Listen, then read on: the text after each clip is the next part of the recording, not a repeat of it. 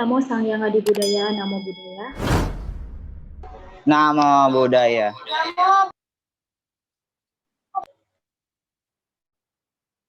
Yang saya muliakan, Bante Abiwaro, yang saya hormati, Yang Luhur Samanera Budi, Ibu Lestari Ana, dan Kakak Asuh Metiko, beserta seluruh jajarannya.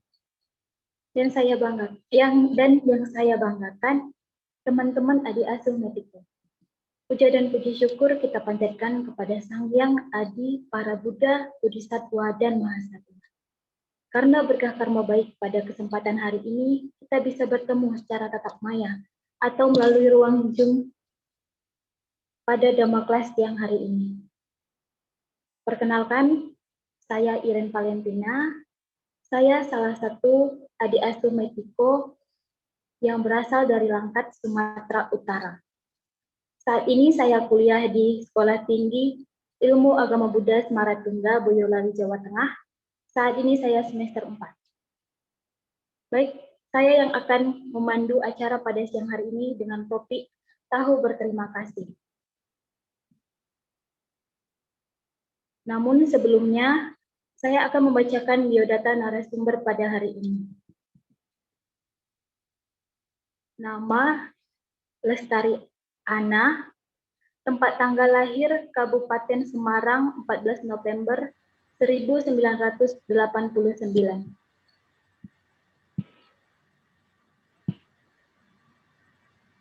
Alamat Geraha Surya Mas Blok N nomor 6 Krian, Sidoarjo, Jawa Timur. Pekerjaan beliau guru di JAC School Surabaya. Baik, langsung saja pada waktu dan layar persilakan.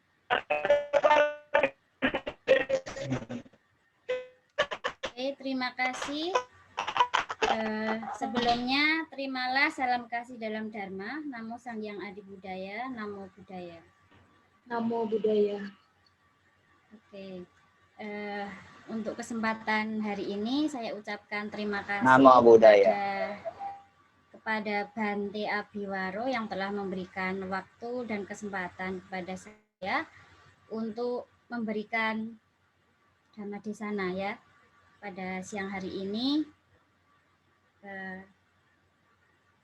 Sebelumnya ini untuk perkenalan tadi, saya tanggal lahirnya tanggal 4 November ya, bukan 14 November. Tapi tidak apa-apa. Ya, seperti yang enggak apa-apa. Seperti yang sudah dikenalkan tadi, saya Lestariana ya dari Kabupaten Semarang. Mungkin yang ini ada yang dari Apel atau tidak ya? Ya, karena Ibu Ana dulu kuliahnya juga di STIAB Semaratungga Ampel. Mungkin tahu ya, saya aslinya dari Desa Kaliwungu. Kaliwungunya mana? Ampel ke timur. Mungkin ya, yang dekat daerah sana mungkin tahu ya. Oke, nah sekarang saya kerja di Surabaya di sini, ngajar di JAC School. Dan lama sekali saya memang nggak bertemu sama Bante Abiwaro ya, mungkin sudah sekitar 10 tahun ya. Pertama kali jumpa di Facebook saya nggak ingat ya. Saya pikir itu teman saya yang jadi Bante. Ternyata itu lama-lama saya kenal juga, oh Bante Abiwaro. Terus lama lagi setelah beberapa tahun lagi Bante Abiwaro menyapa saya, terus meminta saya untuk memberikan Dhamma Desana pada kesempatan ini. Oke, nah untuk Dhamma Desana pada siang hari ini Ibu Ana mengambil topik yaitu tentang tahu berterima kasih. Ya, mungkin materinya ini ringan ya, Ibu Ana tidak mengambil materi yang terlalu berat. Ibu Ana ingin mengambil materi yang sangat dekat dengan kehidupan kita sehari-hari. Kita lihat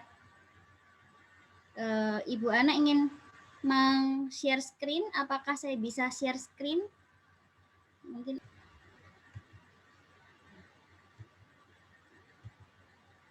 Oke. Nah, pertama-tama kalau kita ingin mengucapkan terima kasih, harusnya kita tahu dulu ya. Terima kasih dalam berbagai bahasa ya. Yang kita kenal apa? terima kasih, thank you, matur nuwun, ya. Yang dari Jawa pasti tahu matur nuwun. Kemudian CC, arigato, dan lain-lain ya, masih banyak lagi ya. Masih banyak bahasa-bahasa di luar kemampuan kita, ucapan terima kasih. Nah, tahu berterima kasih. Dalam bahasa Pali namanya katanyu kata wedi, ya. Jadi artinya tahu terima kasih setelah kita diberikan pertolongan oleh orang lain, ya. Nah, ini orang yang langka, apa maksudnya? Dalam kitab suci Anguttara Nikaya, Buddha menjelaskan tentang 3 jenis manusia yang jarang atau langka di dunia ini. Nah, yang pertama adalah seorang tathagata atau seorang arahat yang tercerahkan sempurna. Sulit ya menjadi seorang arahat.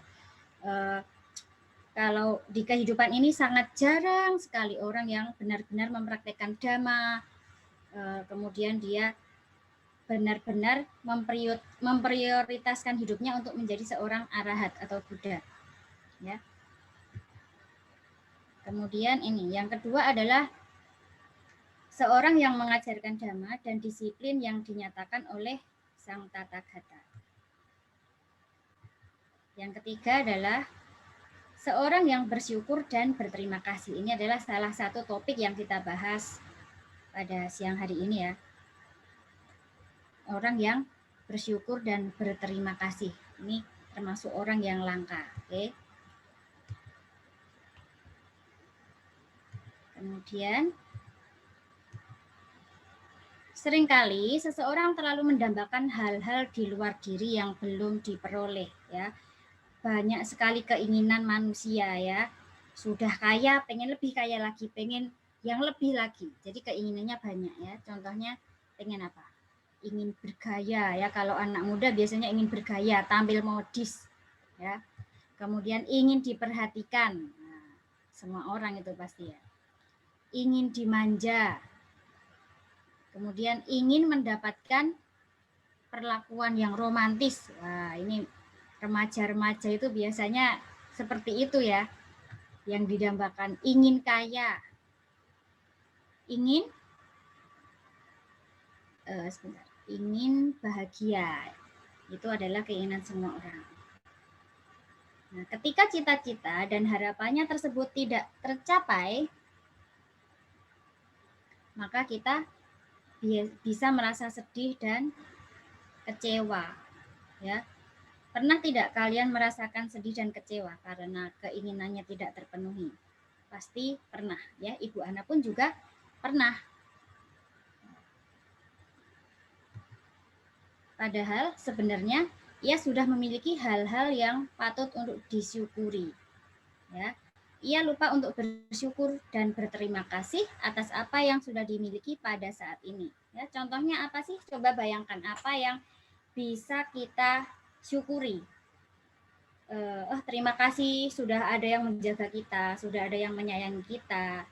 Lebih dari itu juga masih banyak lagi. Terima kasih kita masih bisa bernapas, masih bersyukur kita masih bisa bernapas, dan lain-lain, ya. Diberikan kesehatan, mendapatkan tempat yang nyaman, dan lain-lain. Sebenarnya masih banyak hal-hal yang bisa kita syukuri, tetapi mungkin kita tidak sadar akan hal itu ketika kita tidak merenungkan dengan baik.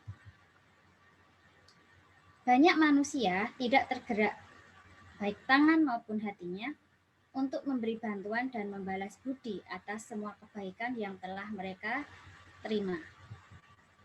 Akhirnya, mereka menjadi sombong, tinggi hati, dan tidak mau mendengarkan nasihat orang lain. Inilah mengapa banyak manusia yang hidup dalam kesedihan, karena mereka tidak mengetahui seni untuk menjadi bahagia, ya. Jadi mereka tidak menyadari, oh ini orang itu sudah memberikan bantuan kepada kita.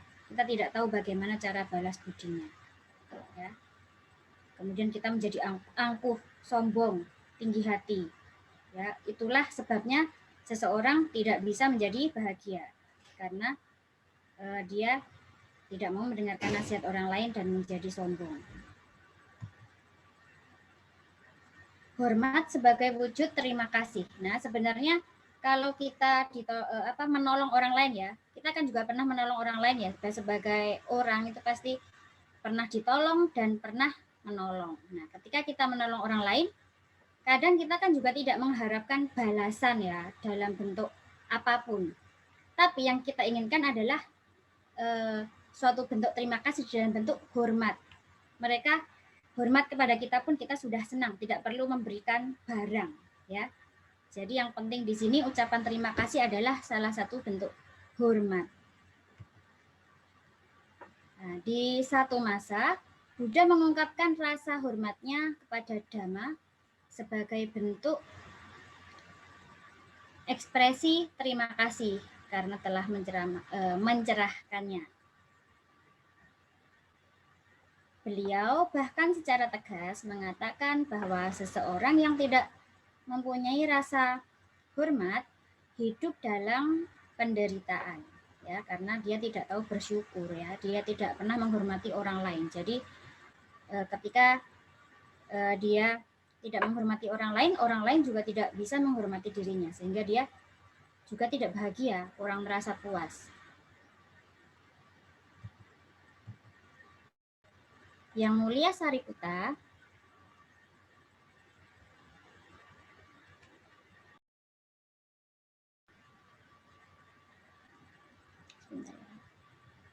dikenal luas mempunyai rasa hormat yang sangat besar terhadap Yang Mulia Asaji, walaupun ia menjadi murid utama Buddha. Beliau sering diceritakan rajin mengunjungi dan memberikan penghormatan kepada Yang Mulia Asaji yang diakuinya sebagai guru pertama ya. Meskipun dia sudah tidak menjadi gurunya, sudah menjadi murid Buddha, tetapi dia tetap menghormati guru yang lamanya, karena guru yang lama itu juga memberikan ilmu ya, jadi juga tidak boleh meninggalkan begitu saja ya. Beliau sadar akan jasa-jasa guru yang telah memperkenalkannya kepada ajaran Buddha. Menanggapi keluhan biku yang belum tercerahkan, yang menganggap perbuatan Yang Mulia Sariputta tersebut tidak pantas dilakukan oleh seorang murid Buddha, Buddha memberikan nasihat bahwa seseorang hendaknya menghormati mereka yang telah mengajarkannya dharma ya. Jadi ada beberapa biku yang sentimen. Jadi ini siapa? Yang Mulia Sariputta sudah menjadi murid Buddha, tapi kok dia masih mengunjungi biku lamanya, masih mengunjungi guru yang lama.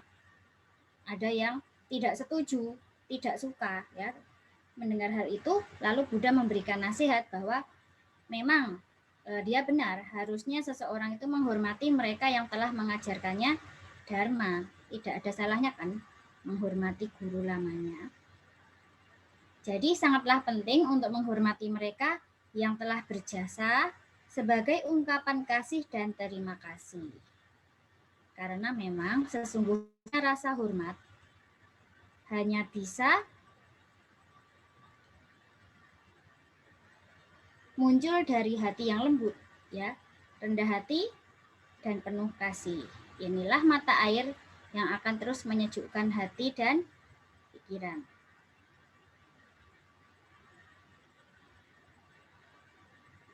Masih ada juga yang masuk ya, kita terima. Selanjutnya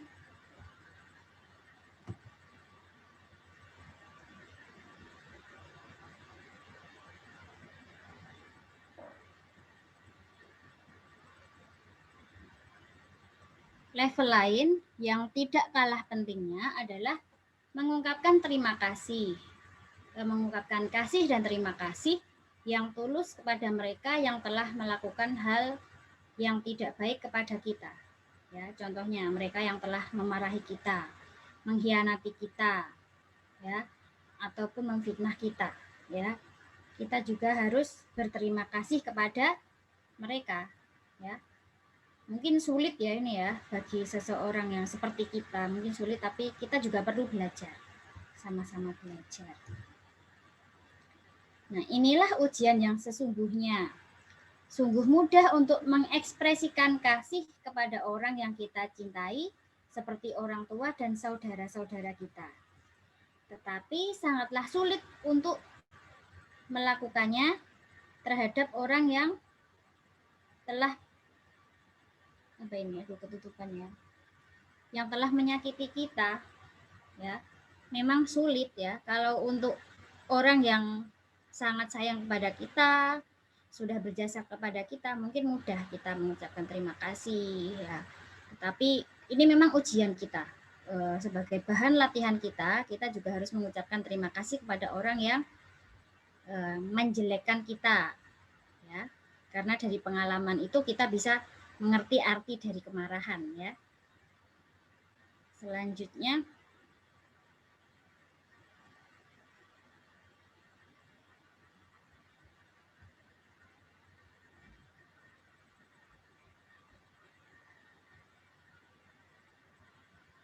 ketika mendapat perlakuan buruk, yang ada kita pasti akan marah ya, tidak mau terima. Akan tetapi kemarahan adalah masalah psikologis internal yang tidak ada hubungannya dengan pihak di luar diri kita. Jadi diri kita yang tahu ya. Oleh karena itu pada saat kita sedang menerima perlakuan yang tidak baik dari orang lain, maka yang harus kita perhatikan adalah gejolak yang menghalangi kemunculan kasih di hati kita. Kita sadari, oh aku sedang marah. Ya. Tarik nafas panjang. Keluarkan. Tarik nafas panjang, keluarkan. Lama-lama kemarahan itu akan hilang. Ketika kita mau ngomel-ngomel kepada orang yang menyakiti kita nggak jadi, cukup mengucapkan kalimat kata terima kasih gitu aja. Ya. Itu adalah salah satu bentuk pengendalian diri ya.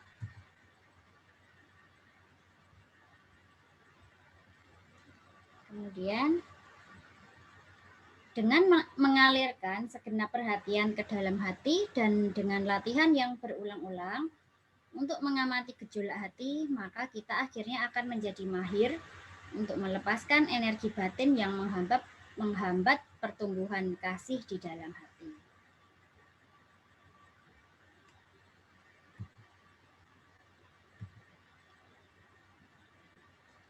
Nah, dalam pengamatan tersebut, kita mendapatkan pengetahuan langsung bahwa kemarahan dan kebencian telah merusak kedamaian dan akal sehat kita. Ya. Dan kita pun tahu bahwa keadaan yang sama juga dialami oleh mereka yang telah melakukan hal yang tidak baik terhadap kita. Orang yang melakukan hal yang tidak baik terhadap kita itu pastinya mereka juga punya perasaan yang tidak baik. Mungkin punya perasaan jengkel atau apa. Ya. Sama dengan kita, ketika kita dikata-katain buruk, kita merasa marah. Sama orang yang mengatakan, orang yang marah-marah itu juga menderita sebenarnya.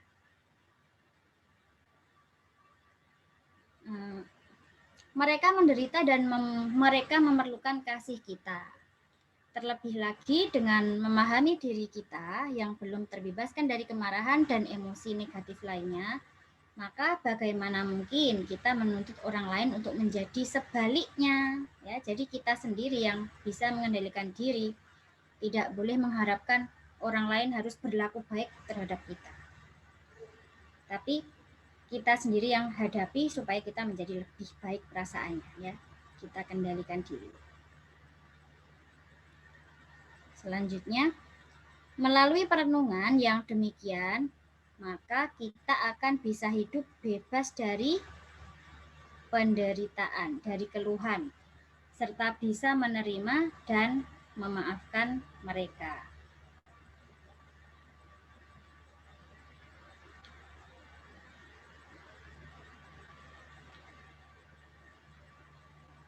Ada satu sisi yang sering kita lupakan, yaitu peran mereka yang di dalam kehidupan kita. Apabila direnungkan secara mendalam, sesungguhnya mereka yang memperlakukan kita dengan tidak baik pada hakikatnya sedang berperan sebagai guru kita.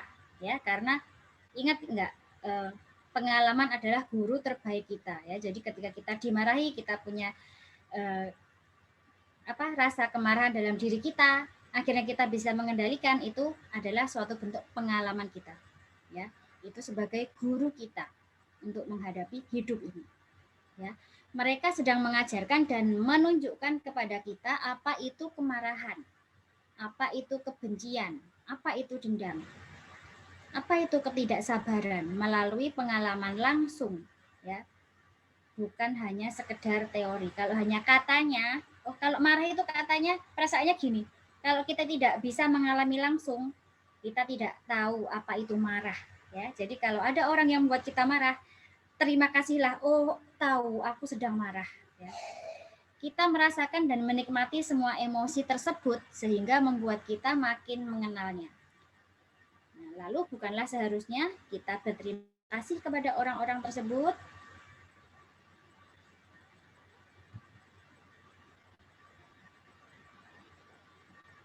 Dengan mengungkapkan terima kasih kepada mereka, maka kita menjadi manusia yang tidak hanya bisa menuntut dan meratapi sulitnya mencari teman yang baik hati, tetapi kita melangkah ke level yang lebih tinggi, yaitu menjadi seseorang yang mempunyai kualitas yang dideskripsikan oleh Buddha sebagai manusia yang sulit ditemukan di dunia ini, yaitu kita menjadi seorang yang senantiasa bisa bersyukur atas apa yang kita alami ya. Oke, sudah itu saja Dhamma Desana dari saya ya. Oh, boleh ya Bu, mungkin saya yang akan bertanya. Oh iya.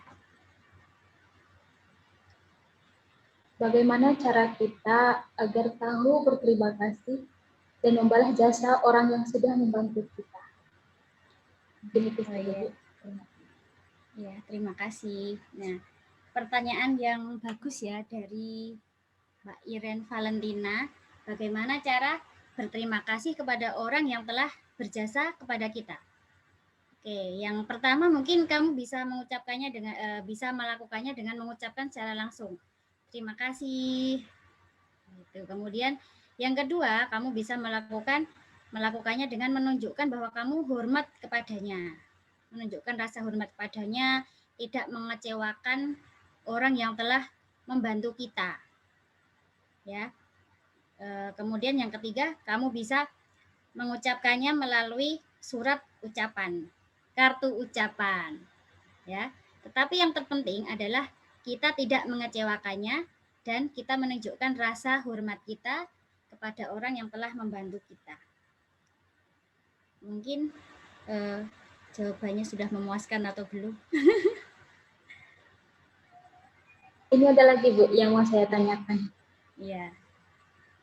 Nah, terkadang kan gini Bu, kita kan mengucapkan terima kasih kepada orang yang sudah membantu kita itu kan kalau dengan kata-kata mungkin ya ada perasaan malu atau segan gitu. Nah, cara menghilangkan rasa malu dan rasa segan itu seperti apa Bu? Cara menghilangkan rasa malu ketika kita mau mengucapkan terima kasih, ya mungkin bisa dengan kita membayangkan apa yang kita alami nanti jika tidak dibantu oleh orang itu.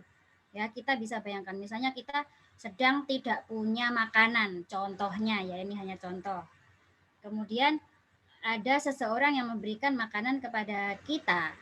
Nah, terus kita malu mengucapkan terima kasih. Nah, jadi kita bisa membayangkan hal-hal yang akan terjadi jika kita tidak menerima bantuan itu. Apa yang terjadi? Kita bisa kelaparan, kita bisa sakit, ya.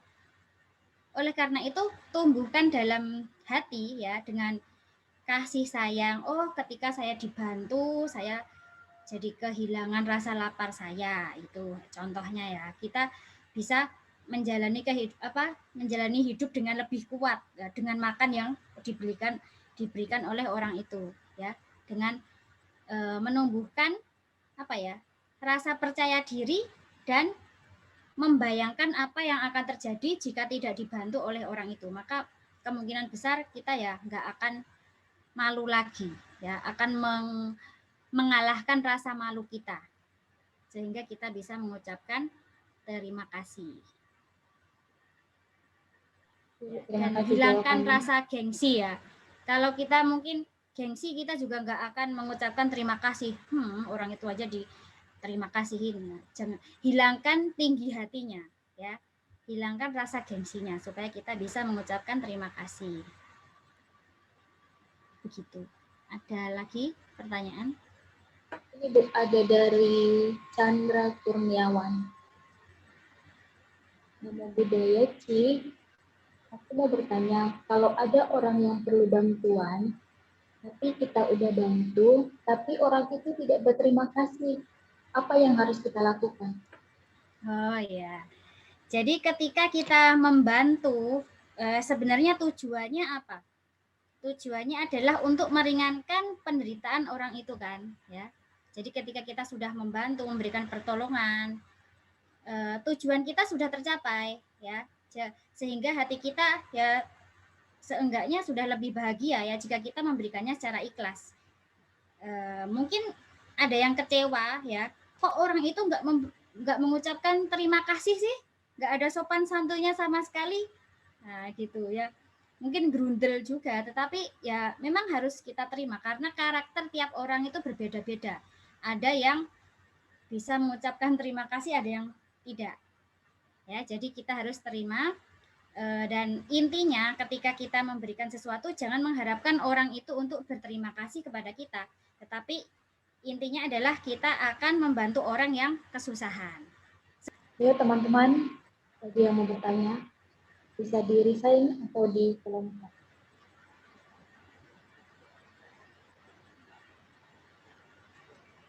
Adakah yang mau bertanya lagi? Gini Ci, Iya. Bagaimana cara kita itu menanggapi seseorang yang sudah kita bantu, tetapi orang tersebut itu tidak tahu berterima kasih. Tetapi orang tersebut itu malah bilang ke orang-orang bahwa kita itu yang tidak pernah membantu dia, padahal itu sebaliknya gitu Ci.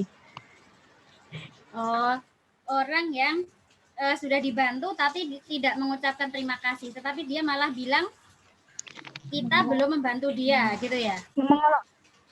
Iya Ci. Oh ya, kembali seperti tadi ya, hampir sama pertanyaan yang tadi.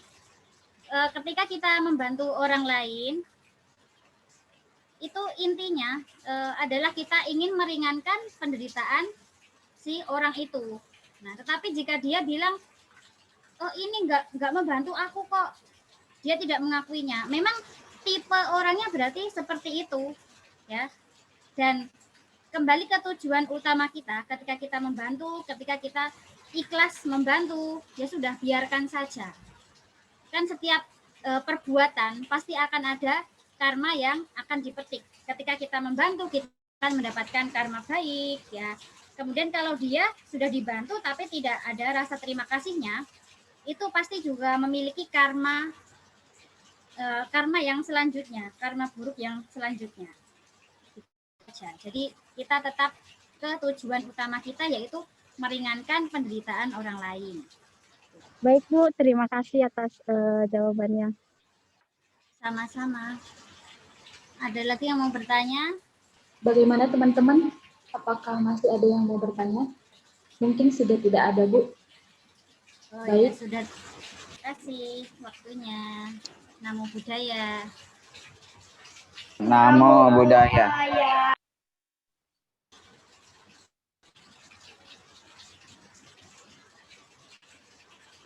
Baik, di sini saya akan menyimpulkan dari tema kelas hari ini. Ucapan terima kasih adalah salah satu rasa hormat dan terima kasih yang tulus kepada mereka yang telah melakukan hal yang tidak baik kepada kita, mereka yang telah memarahi, mengkhianati ketulusan ataupun memfitnah kita. Kita harus selalu berterima kasih karena dari situ kita bisa belajar dari pengalaman, bisa menjadi lebih baik lagi. Mungkin itu saja. Sekian dari saya. Namo saya Adi Budaya, Namo Budaya. Terima kasih Ibu. Nama budaya. Sama-sama.